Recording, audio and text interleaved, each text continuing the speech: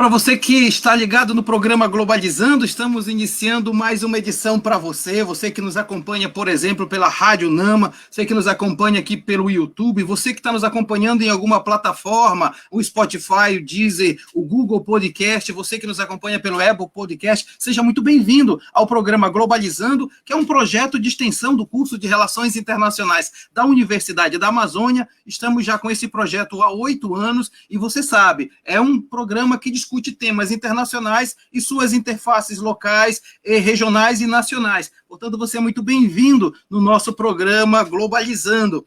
E sempre o programa trata de um tema diferente toda semana. E ao longo dessas 2 semanas, um tema dominou o noticiário internacional. Trata-se do conflito entre Israel e Palestina. Muito tem se falado, seja no acirramento desse conflito, quanto também no histórico desse conflito. Afinal de contas, se localiza em uma zona histórica de 3 religiões, onde também se colocam conflitos geopolíticos, interesses internacionais, e nas últimas semanas se falou, inclusive, de ataques, seja de um lado do Hamas, quanto da resposta, segundo a versão israelense, a esses ataques. Portanto, um tema muito importante para tratarmos aqui no programa Globalizando. E nós queremos dizer que você é muito bem-vindo para fazer a sua participação. Estamos recebendo alguém que é realmente referência na área, alguém que realmente vem estudando essa questão e pode nos ajudar muito no programa de hoje. Eu estou me referindo ao professor Guilherme Casarões. Ele é doutor e mestre em Ciência Política pela Universidade de São Paulo, é mestre em Relações Internacionais pela Universidade Estadual de Campinas, pelo programa Santiago Dantas, é especialista em História Cultura Políticas pela Universidade Federal de Minas Gerais e graduado em Relações Internacionais pela PUC de Minas Gerais. É também professor na FGV e leciona mestrado profissional em Gestão Internacional da mesma instituição. Professor Guilherme, seja muito bem-vindo ao programa Globalizando. Mário Tito, Isis, Carol, Cauene, obrigado pelo convite, pela oportunidade de estar aqui falando, né, para a região norte do Brasil, Belém do Pará. Estou muito feliz de poder estar aqui dividindo esse conhecimento também, até porque é um tema muito urgente, né, desesperadamente urgente nesse momento que a gente está vivendo. Pouco se fala aqui no Brasil sobre as questões mais íntimas, né, do conflito israelo-palestino, e poder passar isso adiante é uma oportunidade muito feliz para mim. Então agradeço de antemão aí o convite e a possibilidade de ter essa conversa. Legal, e olha só, o curso de Relações Internacionais também agradece a presença, como vem trazendo aqui no Globalizando pessoas de alto gabarito para conversar com a gente. Quem faz o programa Globalizando hoje comigo é a acadêmica do 7º semestre, líder da equipe de mídias do Globalizando, Cauene Ibiapina. Tudo bem, Cauene? Tudo bem, professor, é um prazer estar participando aqui dessa discussão tão importante, tão urgente, né? Queria aproveitar para agradecer ao professor Guilherme por ter aceito o nosso convite. E vou aproveitar para convidar todo mundo que está acompanhando a gente aqui para mandar sua pergunta para o nosso Facebook, Programa Globalizando. Legal, Cauene, seja bem-vinda. E também quem está fazendo o programa com a gente hoje é a internacionalista Isis Maíra, que cuida de todas as orientações do nosso programa. Isis, muito obrigado por ter vindo aqui ao programa. Oi, pessoal. Olá, todo mundo que está ouvindo a gente, vendo a gente. Muito obrigada, professor Guilherme, por estar aqui, proporcionando essa discussão tão importante. E não se esqueçam de ir lá no nosso Twitter, vocês podem mandar perguntas por lá, podem interagir com a gente, @pglobalizando. Legal, Isis. E completando a nossa equipe de apresentadores, a coordenadora geral do programa Globalizando, ela é internacionalista formada pela UNAMA, Carol Nascimento. Oi, Carol. Oi, professor Mário Tito, quero dar minhas boas-vindas ao professor Guilherme, é uma honra recebê-lo aqui, as minhas amigas do curso de RI da UNAMA, e a você que está acompanhando a gente, você também pode participar pelo nosso Instagram, que é o @programa Globalizando. Legal, Carol. E olha, antes de eu passar logo a palavra para a primeira pergunta para o Guilherme, professor Guilherme, que está com a gente, já tem gente comentando o programa. Eduardo, põe aí para a gente começar logo a aquecer aqui a participação de quem está fazendo o programa com a gente. Eduardo, põe aí as perguntas, comentários. A Jade Germano está dizendo, esperando por essa live com o tema mais importante dos últimos dias. Obrigado, Jade. Quem mais? Temos mais comentários. Além da Jade, vamos ver quem mais. A Paula Castro está dizendo live importantíssima. Ansiosa para acompanhar esse diálogo de qualidade, legal. Pode pôr mais que a gente vai logo fazendo. A Renata Iracema São Elson está dizendo boa tarde. Boa tarde para você também. Seja bem-vinda ao nosso programa Globalizando. O Sérgio Salles está dizendo programa extremamente importante e necessário. Parabéns à equipe maravilhosa. A Larissa Schoenberg está dizendo, estava ansiosa para essa live, tema extremamente importante, parabéns para essa equipe de qualidade, incrível convidado, professor Guilherme, obrigado, Larissa. Marcos Vinícius Dutra está dizendo, globalizando sempre fantástico, atualizado, debatendo temas urgentes, obrigado, Marcos. E a Agatha Poliani está dizendo, muito bom ver temas como esse sendo trazidos, programa Globalizando sempre incrível, live mais que necessária e urgente, obrigado, Agatha. Eu vou logo passar a palavra para a gente começar o programa com a pergunta, e eu queria logo, de cara, pedir para a Carol apresentar as perguntas que estão chegando para a gente conversar com o professor Guilherme. Carol. Então, a gente tem uma primeira pergunta que veio do Vinícius Amaral pelo nosso Twitter, que é o @pglobalizando. Se você quiser fazer que nem ele, é só mandar pergunta para a gente, que a gente vai responder durante a live. E ele quer saber, professor Guilherme, qual foi o estopim para a atual escalada do conflito árabe-israelense? E aí, professor? Bom, Carol, é muito difícil a gente traçar um ponto específico da história onde tudo começou, até porque a gente, olhando para o que está acontecendo hoje em Israel e na Palestina, a gente fala em ciclos de violência que volta e meia ressurgem, volta e meia eclodem novamente. Então, esse ciclo em particular que a gente está vendo nesse momento, ele começa em função de uma discussão já antiga, mas que ganhou um contorno mais urgente agora, sobre zoneamento de um bairro de Jerusalém Oriental, o bairro de Sheikh Jarrah, que é um bairro onde se concentravam moradores palestinos, árabes palestinos, dentro de Jerusalém, um bairro tipicamente árabe, né? Jerusalém é uma cidade dividida praticamente em duas regiões grandes, né? Jerusalém Ocidental, predominantemente judaica, israelense, e Jerusalém Oriental, predominantemente árabe, ainda que Israel controle formalmente a cidade inteira, né?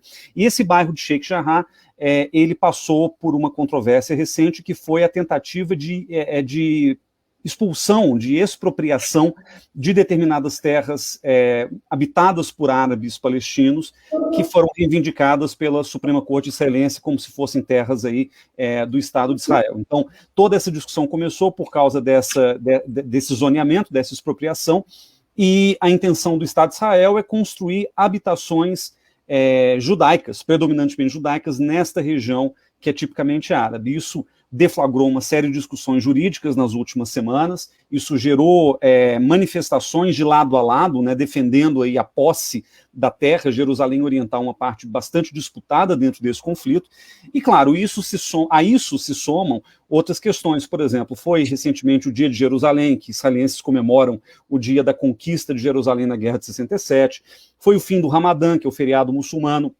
que também é um momento de peregrinação de muçulmanos nas cidades sagradas. Jerusalém é considerada uma cidade sagrada do Islã na mesquita de Al-Aqsa, né, que é uma mesquita importantíssima que fica em Jerusalém. Então houve restrição, por exemplo, do acesso de muçulmanos palestinos, principalmente na peregrinação na mesquita de Al-Aqsa em Jerusalém. Isso também gerou uma série de reações negativas. Então a violência ela vai pouco a pouco tomando corpo, e isso nessas últimas semanas se transformou realmente quase num conflito civil entre Israel e a faixa de Gaza, porque a maneira como o Hamas responde a essas agressões vindas do Estado de Israel é por meio de terrorismo, e a maneira como Israel responde ao terrorismo do Hamas é por meio de mais violência, e principalmente violência de natureza militar, né?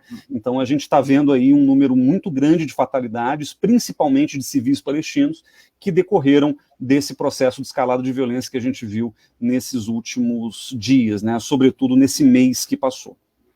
Fato está, né, professor Guilherme, que, na verdade, como os conflitos são cada vez mais televisionados, mediatizados, se tem muito mais acesso a imagens, a informações, a versões e contraversões também, né? Então, de alguma forma, acaba se criando uma série de sub-histórias em relação a isso. Importante entender Gaza, né? Gaza é um pedaço de terra bem separado do resto, né, professor Guilherme? Exato. Uma coisa que eu aprendi, Mário, quando eu morei em Israel, eu passei um tempo em Israel estudando na Universidade de Tel Aviv, fui à Palestina algumas vezes, conheci bem a realidade da região, ainda que seja quase impossível a gente entender as complexidades todas da região, eu tive a oportunidade de conhecer bastante. E uma das coisas que a gente primeiro se depara quando chegamos lá no Oriente Médio é de que praticamente tudo ali, as disputas, a rivalidade, a hostilidade de lado a lado, ela faz parte de um grande conjunto de narrativas, ou seja, é um conflito que, antes de ser um conflito político, um conflito religioso, um conflito por qualquer questão específica, por exemplo, acesso à água, trata-se de um conflito de narrativas, né? Então, a maneira como essas narrativas são construídas e reproduzidas, tanto por Israel quanto por os palestinos, é fundamental para o engajamento da sociedade, da comunidade internacional, da sociedade civil. Então, no fim das contas, é o seguinte: quem conta melhor e de maneira mais eficiente a sua história, o seu lado da história, acaba prevalecendo. Então, a gente vê também uma grande mediatização do conflito justamente por isso, né? Porque, no fim das contas, o que vai aparecer nas redes sociais, o que vai aparecer nos noticiários, tem um impacto muito grande sobre a opinião pública sobre o conflito. E isso define, em larga medida, quem ganha e quem perde. Isso determina a própria estratégia de Israel e dos palestinos na hora de enfrentar um ao outro no contexto desse conflito. Quem está conversando com a gente no programa Globalizando de hoje é o professor Guilherme Casarões, doutor e mestre em ciência política, e é muito bom saber que nós estamos com um especialista falando sobre um tema tão importante que é Israel e Palestina, e você pode participar do nosso programa sempre mandando a sua participação no Twitter, no Instagram e no Facebook. Quero logo passar a palavra para a Isis Maíra, porque a gente faz sempre uma rodada de notícias internacionais, faz uma pesquisa para saber o que está se falando em termos de mídias internacionais, né, Isis? Sim, professor. A gente tem uma notícia aqui do jornal Haaretz, de Israel, inclusive, que a gente estava conversando ainda agora, o professor falou, que um motorista palestino, ele foi morto durante uma tentativa de atropelar 7 policiais israelenses. E o incidente, ele aconteceu no bairro, justamente, que a gente estava conversando, Sheikh Jarrah, que é um bairro de Jerusalém Oriental, onde se iniciou a mais recente onda de violência no país. Só aproveitando aqui a pergunta que a Carol trouxe, a notícia que a Isis falou, eu acredito que não muita gente saiba, mas no ano 130 depois de Cristo, né, após a segunda expulsão dos judeus ali pelo imperador Romano Adriano, ele batizou ali o território da Palestina, e até o início da Primeira Guerra Mundial a Palestina estava sob esse domínio do Império Otomano, né? Porém, com o declínio do Império, os britânicos passaram a administrar essa região. E aí, com o fim do conflito, os judeus iniciaram uma série de movimentos migratórios, fugindo dessas perseguições, né, ocorridas na Europa. E aí, desde o fim da Segunda Guerra Mundial, a área passou a ser dominada pelos judeus. E a Cauende fala uma coisa, Guilherme, que eu queria puxar aqui. Eu estava acompanhando alguns analistas europeus sobre a situação da Palestina e Israel, dizendo que também o mundo ocidental meio que largou de mão os palestinos, né? Quer dizer, foi feito todo um arranjo, mas o Ocidente quase que lavou as mãos. A Europa não se manifesta, os Estados Unidos dominando lá a ONU, fica aqui meio uma luta de desiguais, né? Olha, Deixa eu me referir a uma coisa que a Cauene falou muito bem, e depois eu conecto com a tua pergunta, Mário, que é o seguinte: muita gente tenta categorizar o conflito israelo-palestino de maneiras variadas. Então a gente ouve muito que se trata, por exemplo, de um conflito religioso. Eu pessoalmente discordo disso. Muita gente tenta, inclusive, trazer a discussão do conflito israelo-palestino por uma questão muito, muito longínqua na história, justamente pegando o ano zero, ou pegando mesmo o antes de Cristo, para tentar mostrar, olha, a rivalidade acontece faz milênios, né? E não é bem assim que eu vejo o problema, né? O problema do conflito israelo-palestino me parece ter muito a ver com uma disputa entre dois povos que reivindicam o mesmo pedaço de terra. Então é a disputa entre dois projetos nacionalistas, por assim dizer, um projeto nacionalista judaico, que a gente chama de sionismo, e um projeto nacionalista árabe-palestino, e esses projetos eles estão em disputa há pelo menos um século, há mais ou menos um século, né? E a comunidade internacional, ela sempre teve um papel muito importante de tentar mediar e viabilizar a existência de dois estados para dois povos na região. E essa foi a primeira tarefa, aliás, em glória, que a ONU incorporou depois do fim da Segunda Guerra Mundial. Então, Cauene, quando a Inglaterra meio que abriu mão da Palestina e deixou que a ONU resolvesse o problema, a ONU se incumbiu de dividir aquela terra em 2 estados. E isso acabou não gerando, né, a consequência imaginada. Israel virou um país, se declarou independente, só que a Palestina não conseguiu ter o mesmo destino. E até hoje a gente discute muito o conflito a partir desse marco, né, que são os 2 estados. A gente mentaliza, né, um futuro próspero para a Palestina a partir dessa solução de 2 estados. O problema é que, dada a evolução do conflito, eu acho que a gente pode falar disso daqui a pouco um pouco mais, de maneira mais detalhada, mas dados os desdobramentos do conflito, hoje, eu pessoalmente já acredito que uma solução de 2 estados, como a gente mentalizou por muitas décadas, ela já é inviável. Então, infelizmente, a comunidade internacional, ao largar os palestinos, como o professor Mário Tito falou muito bem, ela acaba inviabilizando ainda mais qualquer perspectiva de que os palestinos tenham um Estado para chamar de seu. Legal, o professor Guilherme Casaroso está conosco aqui no programa Globalizando. Tem comentário chegando, nosso programa é tão bom que muita gente está comentando, vê se dá o tempo todo, né? Vamos lá, Ana Corrêa está dizendo, boa tarde, tema de suma importância no cenário atual, obrigado, Ana. Tem também comentários do Luiz Sampaio, mais um debate incrível, parabéns à equipe, obrigado, Luiz. Também a Jennifer de Souza está dizendo, Globalizando sempre nos surpreendendo, esse programa é super necessário, parabéns equipe, obrigado Jennifer. E a Ana Maria Ravagnani Rodrigues, é sempre um prazer ouvir Guilherme, olha, já é referência para gente. Rosa Lídia está dizendo, boa tarde, parabéns pelo tema abordado nesse debate, obrigado. E a Ana Correia está dizendo, sim, parece que o mundo voltou os olhos unicamente para a questão judaica. E esse favoritismo acaba por piorar esse contexto, já que não há uma atenção aos desejos e reivindicações da massa palestina. Obrigado, Ana, pela sua participação. Isis, nessa mesma vibe tem pergunta também chegando, né? Tem sim, tem uma pergunta aqui da Vitória Aradne, lá no Twitter. Ela pergunta assim, quais são os principais entraves do conflito que impedem que os 2 lados cheguem a um acordo? Qual a importância de Gaza nisso tudo? Muito bem. Quais são os principais entraves? Então, vamos tentar pensar aqui de maneira mais ampla. Primeiro grande entrave é a divisão do território.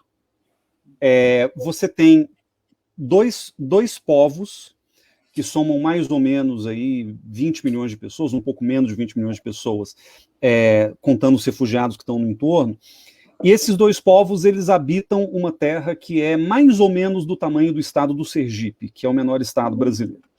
Ou seja, você fazer qualquer divisão territorial para contemplar o interesse de 2 povos, que tem aí um histórico já de um século de ódio mútuo, de rivalidade, isso dificulta e complica muito a situação, para começar, né? Segundo, desde o começo dessa disputa, desde a partilha da ONU, no ano de 47, não há consenso sobre o contorno ideal desses 2 estados que, em tese, formariam essa região. Então, querendo ou não, mesmo que a gente obedecesse às linhas da ONU de 47, seriam 2 estados descontíguos, né, em grande parte. Então, o que a gente vê hoje, na verdade, é só uma extrapolação disso. A Cisjordânia e a faixa de Gaza não são tão distantes, né, para dimensões brasileiras continentais, mas Cisjordânia e faixa de Gaza são terras absolutamente separadas no mapa, né, tem uma distância aí de mais ou menos uns 100 quilômetros entre uma e outra, e isso em si já inviabiliza um Estado territorial, né? A própria lógica do Estado ela não comporta esse tipo de fragmentação interna, né? Então, os contornos do que seria o território de Israel e da Palestina, e sobretudo da Palestina, caso ela venha se tornar um Estado, são motivo de briga permanente. Um outro motivo de briga, nesse mesmo espírito, é como fazer para garantir que os palestinos vivam tranquilamente e seguramente dentro desse território que pretensamente é designado a eles, e garantindo que Israel não interfira nessa vida interna dos palestinos, e garantindo também que os palestinos que vivem em Israel possam ir para a Palestina, caso queiram, possam continuar em Israel. Então, existe uma questão demográfica também bastante complicada. Primeiro, porque a população israelense ela tem um componente grande árabe, né? Árabes palestinos, ou árabes israelenses, na realidade, vivem em Israel, muitas vezes se identificam com Israel, algumas vezes se identificam como palestinos. Então esse é um problema também que tem que ser resolvido, né? A população palestina em Israel é grande. E você tem hoje, dentro dessa questão territorial também, mais ou menos 700 mil israelenses judeus vivendo dentro da Cisjordânia em assentamentos que são considerados ilegais pelo direito internacional. Então a questão dos assentamentos, ela é um agravante, talvez o principal complicador prático de qualquer tentativa de se viabilizar um Estado palestino no território, né, no que eles chamam de linha de 67, que no fundo é o território que deveria ser da Palestina ao fim da Guerra de Independência de Israel. Uma outra questão, por fim, diz respeito a Jerusalém, porque Israel reivindica Jerusalém como a sua capital, e aqui isso está na própria legislação de Israel, una e indivisível. Né? Então, para muitos israelenses, Jerusalém, a cidade de Jerusalém não é negociável. E Jerusalém, só para lembrar aqui e pontuar, ela é uma metrópole tão grande quanto Belém do Pará. Quantos habitantes tem Belém? Uns 3 milhões de habitantes, mais ou menos? 3 milhões. Então Jerusalém é uma cidade mais ou menos do tamanho de Belém do Pará, só que tem uma particularidade, né? Além de ser uma metrópole, ela tem um pequeno centro de 1 quilômetro por 1 quilômetro, ou seja, que a gente chama de cidade antiga de Jerusalém, que é onde fica o Muro das Lamentações, que é onde fica a Mesquita de Al-Aqsa, que é onde ficam as grandes disputas, o Santo Sepulcro, então onde ficam as grandes disputas religiosas de cristãos, judeus e muçulmanos. Ou seja, no fim das contas, é menos uma questão de divisão urbana ou metropolitana e mais uma questão de quem ficará com a soberania dessa parte antiga de Jerusalém. E sobre isso não há consenso nenhum. E aí o elemento religioso, por mais que o conflito não seja propriamente de religião, essa questão religiosa é o que vai, no fim das contas, definir qual vai ser o rumo das negociações, e esses entraves se tornam praticamente inviabilizadores de qualquer possibilidade de um consenso de 2 estados na região. Você está no programa Globalizando e nós estamos conversando com o professor Guilherme Casarões sobre a questão de Israel-Palestina, tema muito interessante. Nós fazemos sempre uma viagem ao redor do mundo da notícia e temos uma notícia para destacar, né, Cauê? É isso aí, professor. A gente trouxe aqui uma notícia do jornal Associated Press dos Estados Unidos, que diz que Israel realizou diversos ataques aéreos em uma investida que se resumiu no bombardeio da casa de um líder do Hamas e que destruiu, parte de um campo de refugiados. E isso resultou na morte de 10 pessoas e destruiu um arranha-céus que abrigava essa The Associated Press e outras mídias. E só para complementar um pouquinho esse assunto que a gente está discutindo, a nossa equipe trouxe algumas informações para a gente poder entender o contexto histórico, né? E a independência da Palestina, ela foi declarada em novembro de 1988 pela Organização para a Libertação da Palestina. Mas a maioria das suas áreas reivindicadas estão sob o controle de Israel desde 67, depois da chamada Guerra dos 6 Dias. Já para Israel, a independência foi em maio de 1948 e concentra os territórios da Península do Sinai, as colinas de Golã, a Cisjordânia e a cidade de Jerusalém. Entretanto, muitos países não reconhecem essa cidade como capital de Israel. Professor Mariti. Guilherme, a Carol fala numa coisa. Aliás, o que a Carol fala e a Cauene fala dá um outro programa, né? Porque assim, eu poderia te perguntar o seguinte: você sabe que ao mesmo tempo que tem toda essa discussão sobre os territórios ocupados, tem também a questão eleitoral interna de Israel, né? Com toda essa democracia meio fraquinha que às vezes muda muito rapidamente. Eu queria que tu falasses um pouquinho dessa relação entre esse conflito e a situação interna política de Israel. Olha, Mara, essa pergunta é crucial para o que a gente está vendo lá, né? Não dá para dissociar esse novo ciclo de violência da conjuntura política tanto em Israel quanto na própria Palestina. Então, a realidade que a gente tem lá é a seguinte: Israel é uma sociedade que caminhou muito para a direita nos últimos anos, nas últimas décadas, e é uma sociedade profundamente fraturada. Então, hoje você tem uma disputa entre, por um lado, os judeus progressistas, que são cada vez menos em termos numéricos, você tem uma massa conservadora judaica que é expressiva, essa massa conservadora ela tem se tornado cada vez mais religiosa e cada vez mais nacionalista, ou seja, esse fenômeno do nacionalismo judaico, do sionismo, e essa ortodoxia de muitos judeus israelenses, isso tem dominado a agenda política dos últimos anos.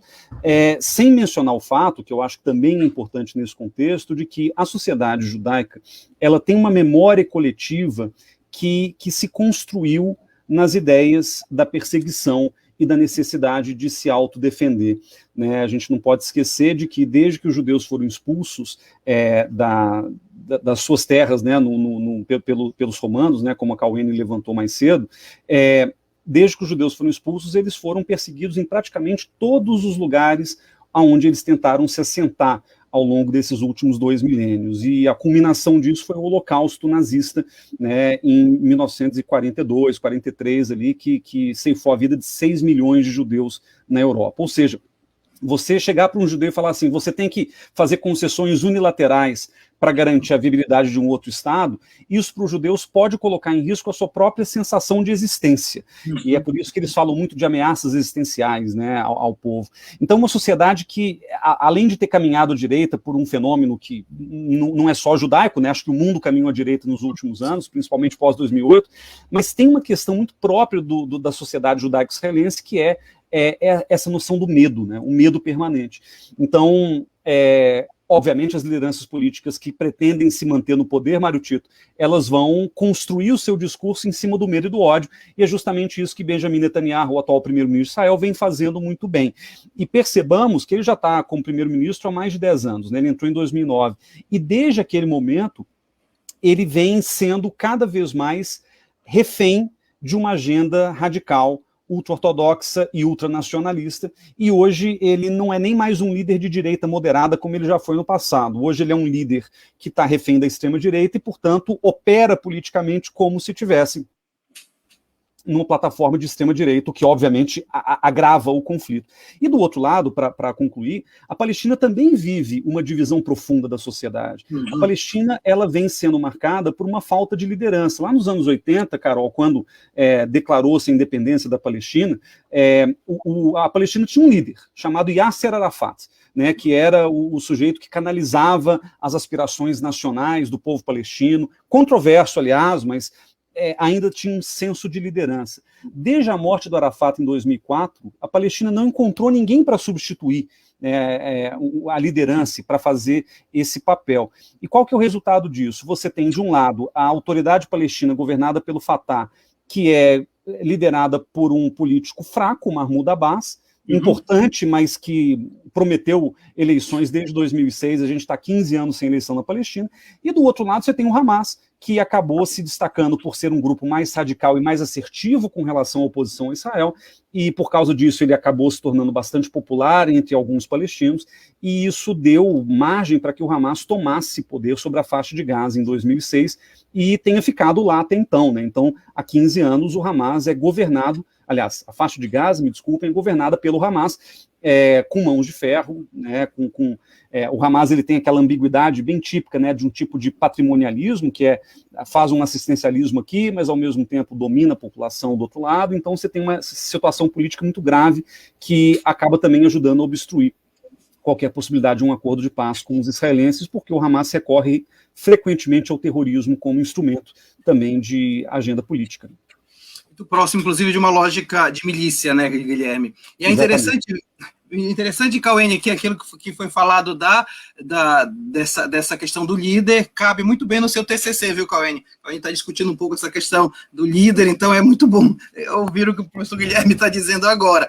Tem comentário chegando, né, Eduardo? Tem gente comentando o nosso programa. Muito bom saber que você está conosco aqui sobre o nosso programa Globalizando, discutindo as relações entre Israel e Palestina. A Kate Oliveira está dizendo parabéns a toda a equipe do Globalizando pelo programa incrível que traz assuntos importantíssimos para a discussão. Obrigado, Kate. Maria Clara Madorra dizendo a live mais esclarecedora dos últimos tempos. Abraço, Globes. Obrigado, Maria Clara.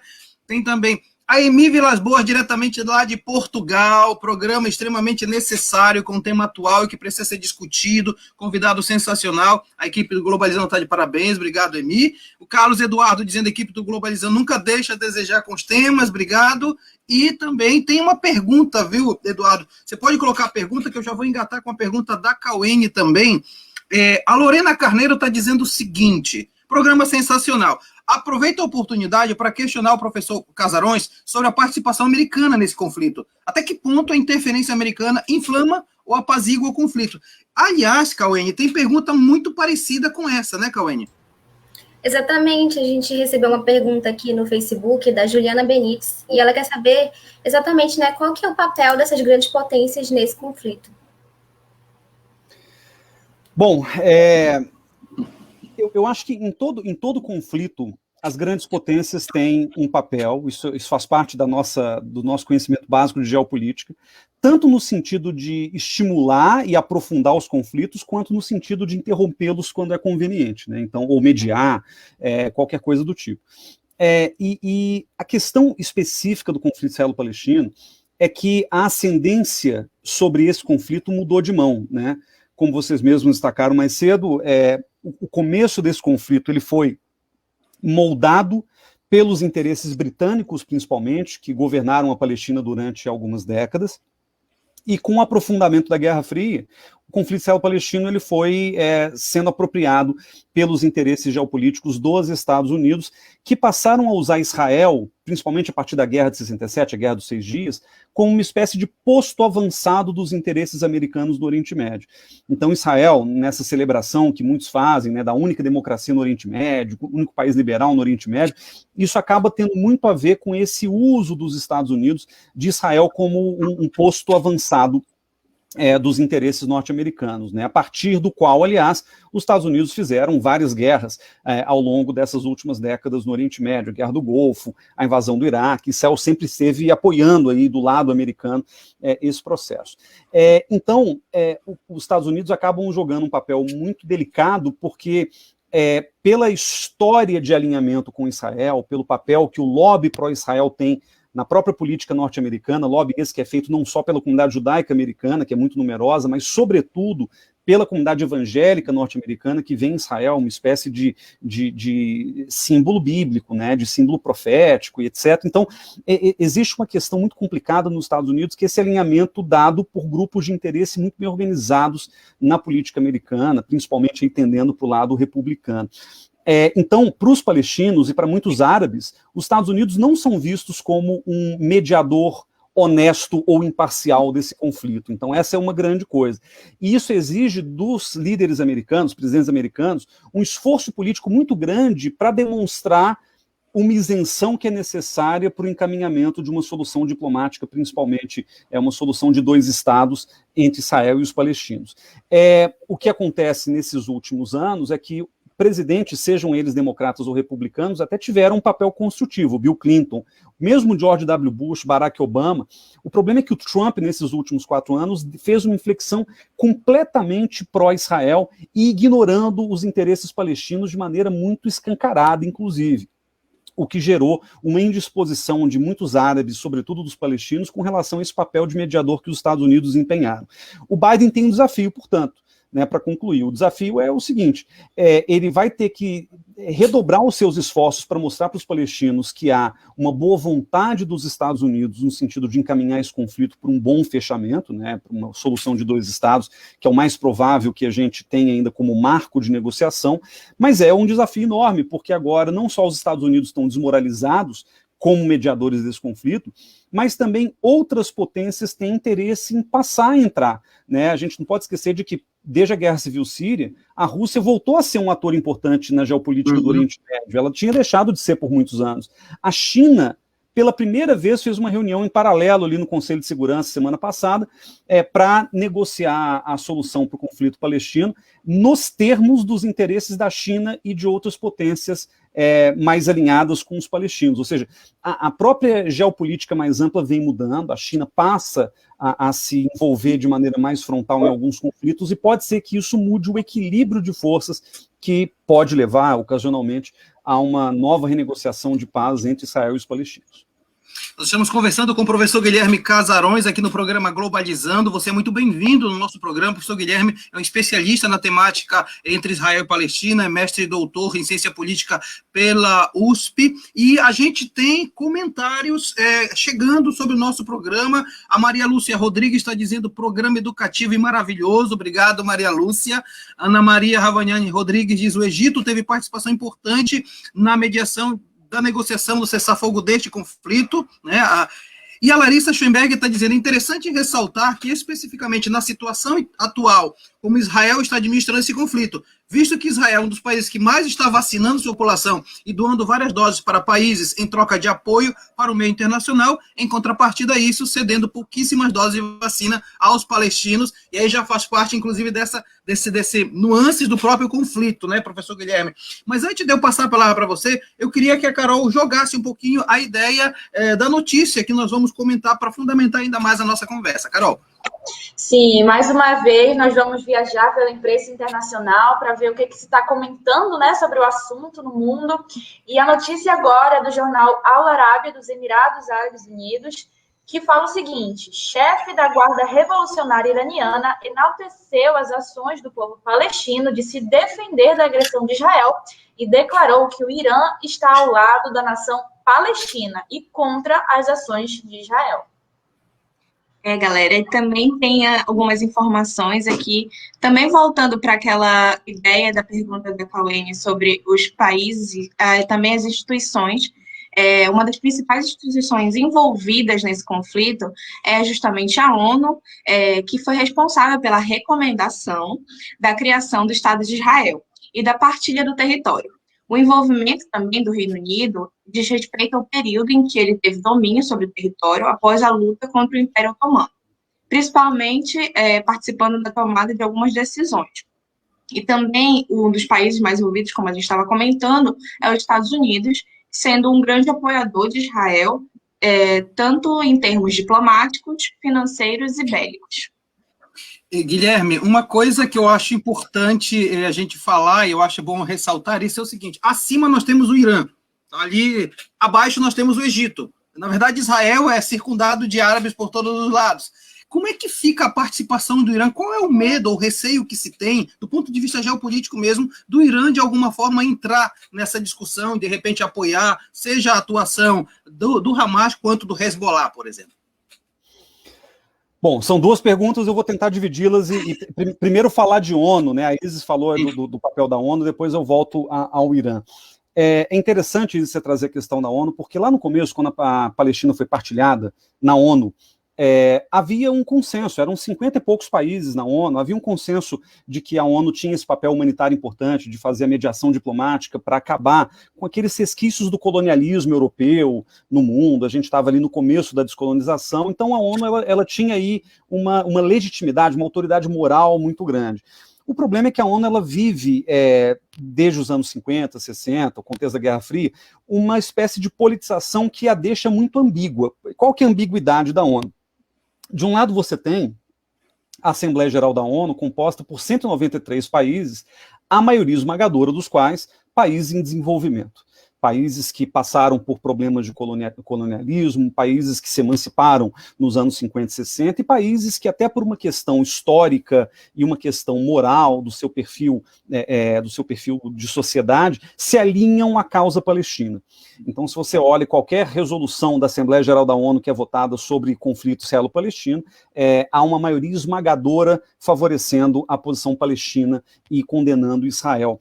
Só que, de outro lado, você tem um Conselho de Segurança, que é a alta cúpula, né, das grandes potências das Nações Unidas. E o Conselho de Segurança tem aquela propriedade, acho que todo mundo conhece, que estuda RI, que é o poder de veto por parte dessas grandes potências, Rússia, Estados Unidos, China, Inglaterra e França, que ali estão. E, historicamente, muitas declarações políticas sobre o conflito foram feitas no âmbito da Assembleia Geral, mas muito pouco se avançou em termos concretos no Conselho de Segurança, justamente porque os Estados Unidos, a partir do momento em que se alinham com Israel, eles vão trazer obstáculos para praticamente todas as iniciativas mais contundentes que visem a resolver o conflito ou visem a ordenar Israel a parar, por exemplo, ataques militares ou a desocupar certas regiões.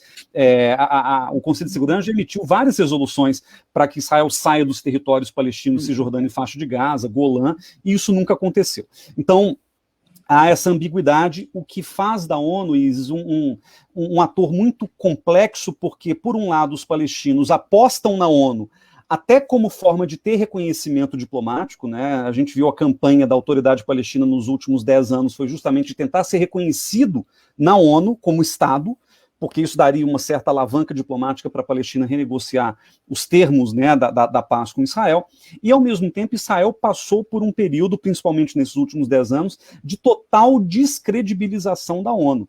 Acho que não tem nenhum israelense hoje no mainstream político que gosta da ONU, que é simpático à ONU, muito pelo contrário, né? Há uma crítica muito grande à ONU pela sua extrema politização, no que eles em parte até têm razão, né? O argumento de Israel é basicamente o seguinte: por que a ONU passa resoluções e resoluções e resoluções condenando Israel, mas não tem resolução condenando violação de direitos humanos na Síria, ou no Mianmar, ou no Sudão do Sul, etc. E de fato, né, há um desequilíbrio nessas discussões, porque Israel acabou virando uma espécie de alvo fácil da comunidade internacional, e principalmente dos países em desenvolvimento. Então a ONU ela acabou sendo esvaziada do ponto de vista diplomático, porque ela também deixa de ser um mediador confiável nessa difícil equação que a gente tem no conflito israelo-palestino. E tudo isso se torna ainda mais complicado, para ir para a pergunta do professor Mário Tito, com o agravamento das condições geopolíticas do Oriente Médio. Porque o que acontece é o seguinte: durante muito tempo, e aqui eu estou pensando sobretudo na década de 1990, a situação geopolítica do Oriente Médio era muito favorável a uma paz entre israelenses e palestinos. O Egito, que é um país árabe grande, né, a Ana Maria até comentou aqui do papel do Egito. O Egito sempre teve um papel importante na facilitação do diálogo israelo-palestino, porque o Egito reconheceu Israel, o primeiro país árabe a reconhecer Israel em 78, nos acordos de Camp David. Primeiro país árabe, inclusive, que não só normalizou com Israel, mas que teve um líder assassinado por ter reconhecido Israel nesse processo, o Anwar al-Sadat. A Jordânia reconhece Israel. O Líbano tem diferenças com Israel, mas é um país de mais fácil normalização. Agora, até mesmo alguns árabes do Golfo, como Emirados Árabes e Bahrein, também já normalizaram suas relações com Israel, ou seja, pouco a pouco, o mundo árabe vai entendendo e admitindo politicamente que Israel é uma entidade, é um país que vai existir no Oriente Médio, independentemente do que aconteça, né? Então, fato consumado que ele exista, né? Exatamente. Então acabou aquele discurso que durante muitas décadas prevaleceu, de que o objetivo dos árabes era varrer Israel do mapa. Isso não existe mais. Agora, querendo ou não, existem dois grandes grupos, aliás, 3 grandes grupos, que ainda defendem a posição de varrer Israel do mapa.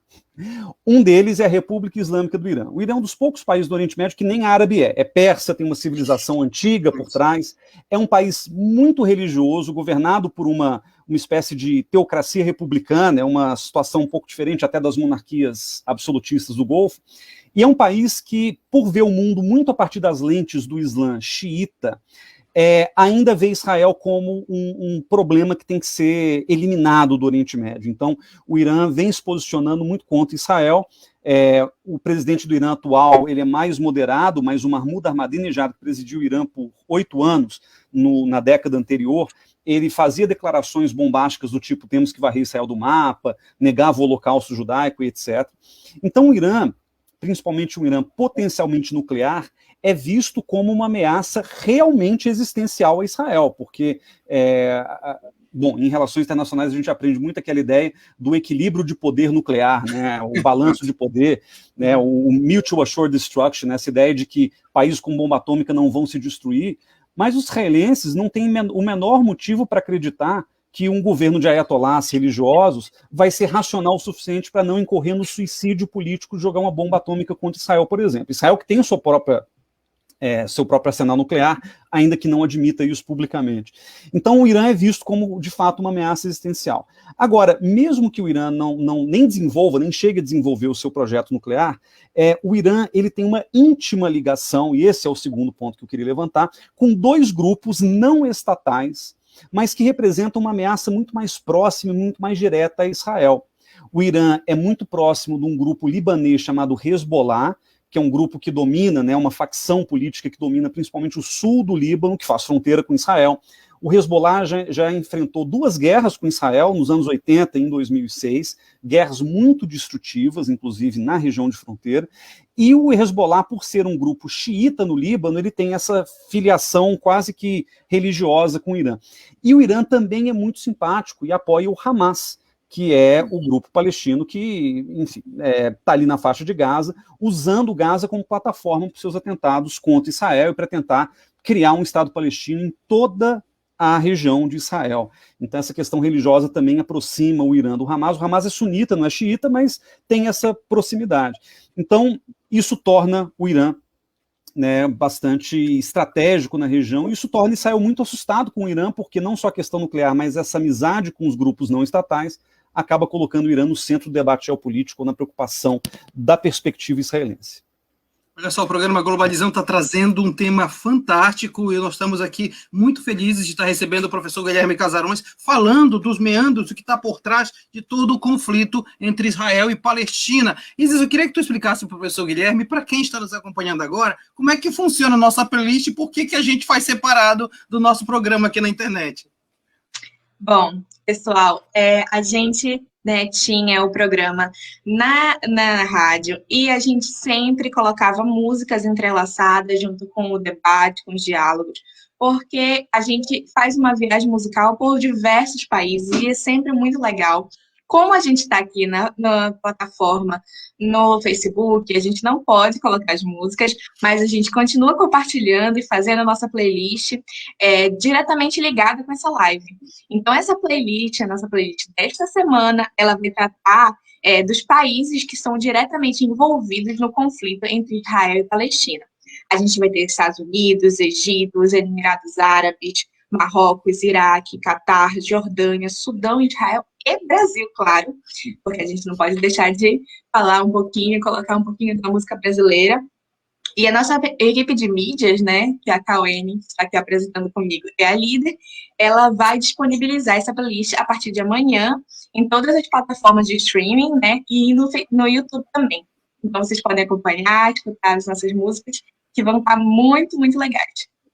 Eu sempre digo que é das pimentas boas do nosso programa, faz uma pesquisa, viu, Guilherme, por todos os países para buscar música de tudo quanto é lugar. Imagine o trabalho que é, como diz o Eduardo, imagine o trabalho que é encontrar música do Bahrein, música do Botsuana, do Zimbábue, mas a gente consegue, né, Isis? Fica uma playlist bem legal. Com certeza, fica muito legal. Nossa playlist já está disponível em todas as plataformas. Olha só, o nosso programa tá voando, o tempo tá começando a ficar curtinho, mas a gente vai vencer, hein, porque o tema é muito maravilhoso. Tem comentários, né, Eduardo, aparecendo pra gente aqui, e também tem perguntas. Vamos ver se a gente consegue, num combo, fazer tudo.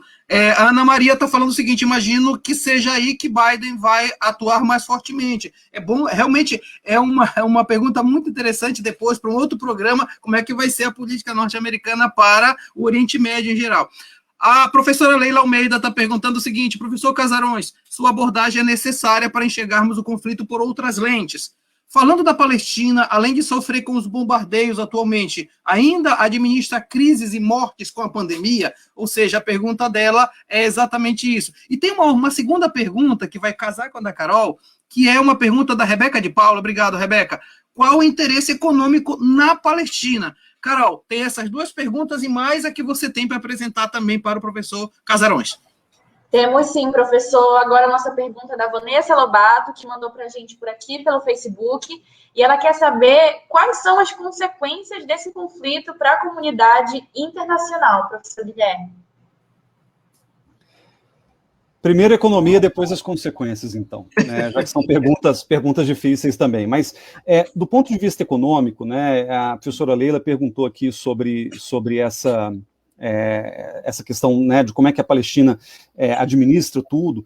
Eu diria que a pandemia ela agrava uma situação que a gente já vinha discutindo há muitos anos, mas que é a desigualdade entre Palestina e Israel, porque além da questão da ocupação militar, além de toda a disputa que a gente não pode se furtar de constatar que Israel é uma sociedade desenvolvida, é um país desenvolvido, né, claro, com traços de mundo em desenvolvimento, mas é uma economia muito baseada em serviço, em tecnologia, e que deu um grande salto econômico nos últimos anos.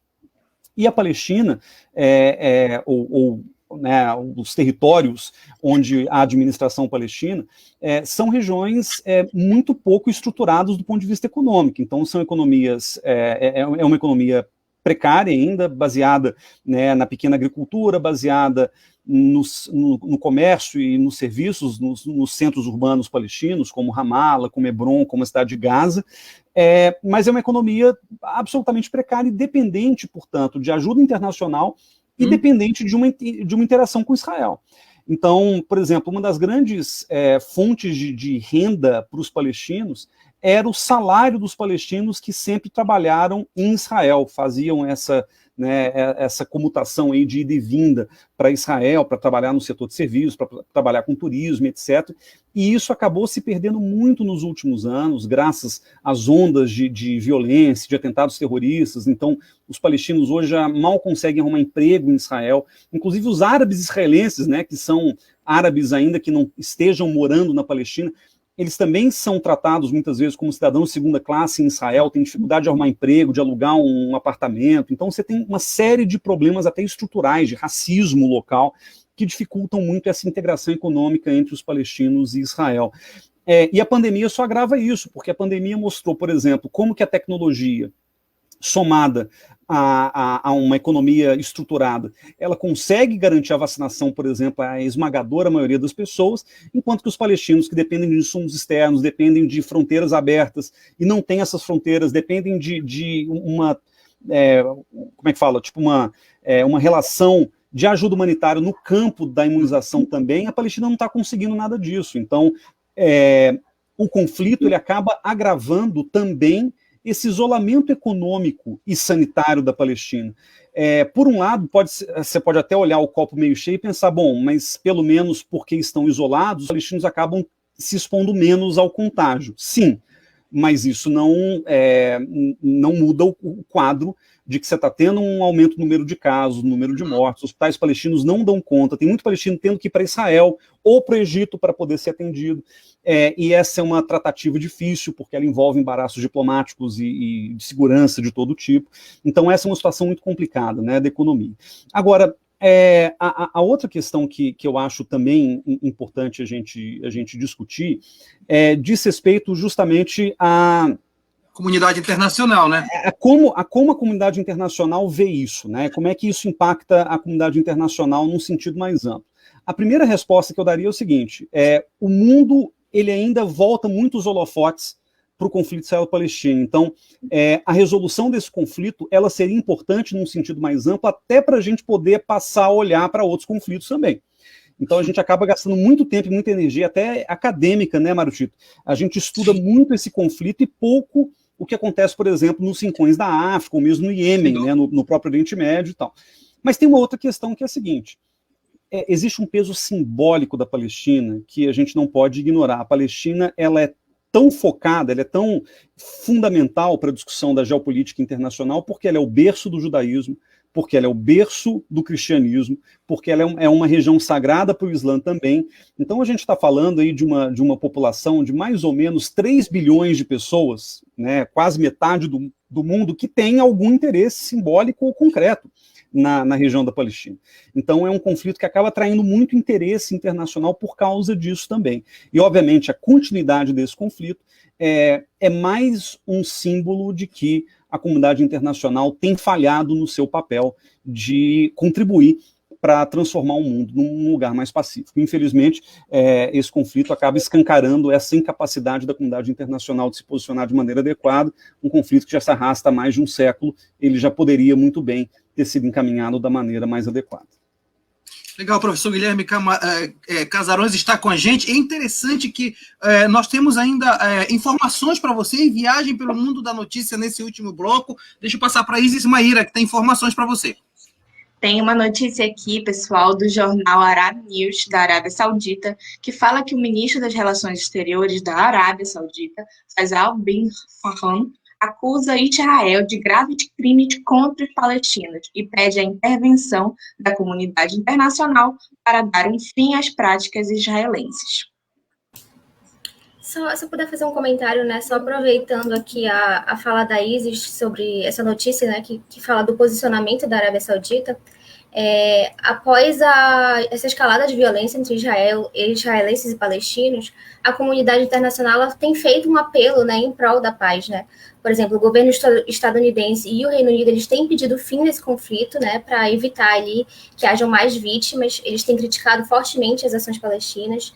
E a União Europeia também, né, por outro lado, ela condena a ação de ambas as partes, é claro.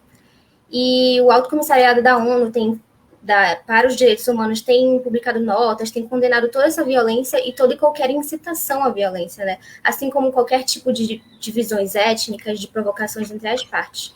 Então, a gente consegue perceber que, apesar do que está acontecendo, eu acredito que a gente chegou num momento em que esse tipo de violência física é completamente inaceitável. E é importante a gente perceber que a comunidade internacional, no geral, ela tem um posicionamento nesse sentido, um posicionamentíssimo nesse sentido de apelar pela paz. É claro que, como estudiosos das relações internacionais, nós sabemos que existem diversos interesses aí nisso, mas acredito que, como seres humanos, a gente entende que a paz sempre vai ser mais vantajosa, né, no sentido de prezar pela vida. Legal, Cauene. Olha, deixa eu correr rapidinho, que tem uns comentários e umas perguntas aqui, Guilherme, bem interessantes. Põe pra gente, Eduardo, rapidinho. A Vitória Vidal está dizendo o seguinte: boa tarde, Guilherme Casarões, Mário Tito, equipe Globalizando. Qual o impacto do Biden apoiar o cessar-fogo e o que se espera do pronunciamento que ele está para fazer? E o que se falar das análises que o conflito Israel-Palestina se encaminha para uma guerra completa, mesmo com uma pressão internacional, a chance de que aconteça, ela agradece. Para você, então, para encerrar um pouco essas questões, Guilherme. Bom, duas coisas. Primeiro, o Biden é o presidente mais à esquerda que a gente vê nos Estados Unidos nas últimas décadas, né? Então, por ser mais à esquerda, você vê a plataforma doméstica dele é muito ambiciosa, inclusive, é bem possível que o Biden tente fazer um papel mais assertivo com relação ao conflito israelo-palestino, não no sentido de alienar Israel, mas no sentido também de jogar o peso político e diplomático dos Estados Unidos para tentar, de uma vez por todas, encaminhar esse conflito. A gente não pode esquecer de que, da perspectiva americana, problemas no Oriente Médio são extremamente contraproducentes. O mundo ideal dos Estados Unidos é um mundo em que ele esteja livre para lidar com a China, que é o seu principal rival geoeconômico, geopolítico, né, no longo prazo. Qualquer coisa no Oriente Médio acaba sendo uma distração contraproducente. Então, se o Biden conseguir encaminhar esse conflito nos seus 4 anos de mandato, seria o mundo ideal para os Estados Unidos, ainda que seja muito difícil de acontecer. Então, a gente pode esperar um engajamento maior do Biden, mas talvez não um engajamento decisivo, infelizmente. Agora, com relação à outra parte da pergunta, se vai haver uma guerra total entre Israel e Palestina, primeiro, não por 2 razões, eu não acho que isso possa acontecer. Primeiro, porque existe uma questão de proporcionalidade de forças entre Israel e Palestina, né? Gaza não é capaz, o Hamas em Gaza não é capaz de deflagrar uma guerra total contra Israel, a não ser que mobilize Irã, mas eu acho muito pouco provável que isso aconteça. Então, esse é o primeiro fator. O que o Hamas quer em Gaza é matar, vamos dizer, um número moderado de civis, com aqueles foguetes caseiros que eles fazem, para forçar Israel a dar uma resposta que gere uma crise humanitária e coloque Israel nos holofotes da comunidade internacional, constrangendo o país. É isso que o Hamas quer fazer e é essa a função do seu terrorismo. E a verdade, gente, até para terminar, concluindo a respeito do tema, eu queria até terminar num tom mais otimista, mas acho que não tem muito jeito, né? Para terminar, o que eu diria é o seguinte: o conflito de baixa intensidade favorece os lados que estão no poder na Palestina e em Israel. Favorece o Benjamin Netanyahu e o seu grupo de extrema-direita, pelo qual ele foi sequestrado nos últimos tempos, e favorece certamente o Hamas na sua disputa de poder com a autoridade palestina dentro, né, do governo palestino. Então é bem provável que esse conflito de baixa intensidade ele permaneça, porque ele favorece os grupos que já estão lá, e é bem provável que mais um ciclo de violência daqui a pouco apareça de novo, justamente dentro dessa dinâmica que já vem recorrendo há pelo menos uma década. E olhando para o que acontece na Síria, cada vez mais o conflito vai sendo naturalizado, passa a sair das grandes manchetes e vai se cozinhando em banho-maria essa situação, né? Professor Guilherme, quero falar Casarões. Professor Guilherme, nós estamos profundamente satisfeitos, assim, muito contentes com a sua participação no Globalizando. Queríamos que fosse mais, mas aqui na rádio a gente tem um espaço de 1 hora e a gente tenta cumprir nesse espaço. Mas, olha, o que nós conversamos aqui, de fato, vai servir, seja para aqueles ouvintes que estão acompanhando sobre outras plataformas, mas para nós, dentro do curso de Relações Internacionais, vai servir para muita discussão interna, para aprofundar temáticas. Eu queria agradecer realmente muito a sua participação aqui no programa Globalizando. Gente, foi um prazer enorme. Obrigado de novo, Mário Tito, pela oportunidade. Cauene, Isis, Carol, foi ótimo estar aqui com vocês. Espero que da próxima eu esteja pessoalmente em Belém do Pará para a gente poder continuar essa conversa. Já está feito o convite para vir aqui em Belém para falar no Globalizando. Antes de eu agradecer a equipe, eu quero chamar a Giovana Ramos, que nós temos 2 projetos grandes de extensão. O projeto que é o programa Globalizando e o site internacional da Amazônia, que apresenta produções de temas dos alunos de Relações Internacionais. Para falar dele está a Giovana Ramos. Tudo bem, Giovana? Tudo sim, professor. E aí, fala para a gente como é que qual é a produção desta semana. Então, gente, durante a semana vamos ter várias programações de artigos acadêmicos e vídeos. Na segunda-feira teremos o texto da Yane de Paula sobre os avanços e retrocessos da relação Brasil e África no século XXI. Na quarta, dia 26, teremos o texto da Renata sobre a fome no Brasil, uma questão de economia política.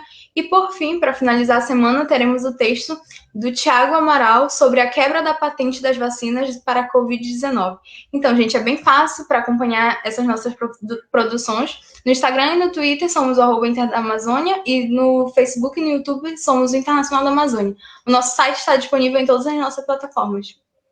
Giovana, é sempre um prazer te receber aqui. Agora, ver que os alunos estão produzindo temas muito legais, dá um orgulho, né? Porque muita gente produzindo no site, né? Uma riqueza muito grande, né, Giovana?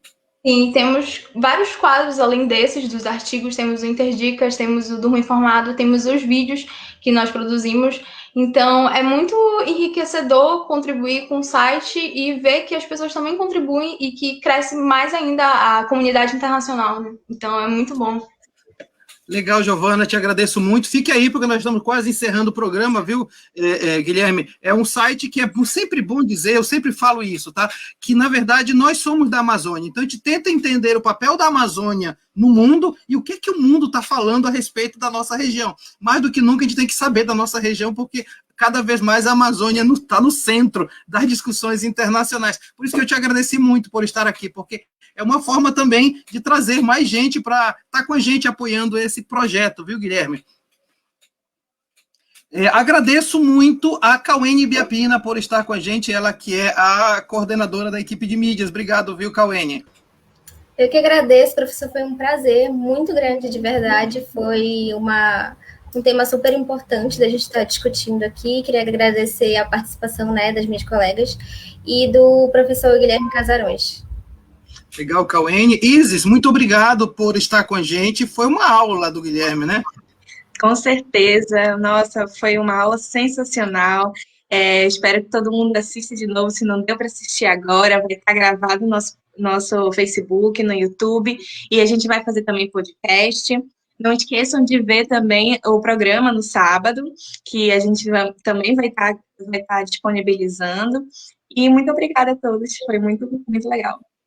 Legal. E a Carol Nascimento, que é a coordenadora geral do programa. Carol, muito obrigado também. Para quem já é formado, inclusive, vale para novas pesquisas, né, Carol? Com certeza, professor, obrigada.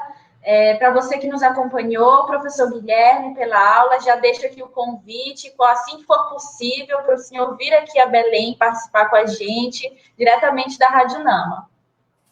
Legal, muito obrigado, Carol. E eu quero agradecer a todos que fizeram esse programa acontecer, a começar pelo Eduardo Oliveira, que dirigiu a transmissão desse programa, auxiliado pela Yane de Paula. Também quem esteve controlando o tempo do nosso programa foi a Camille Mácola, e também quem esteve nas mídias fazendo todo o suporte foi a Gabriela Grosso.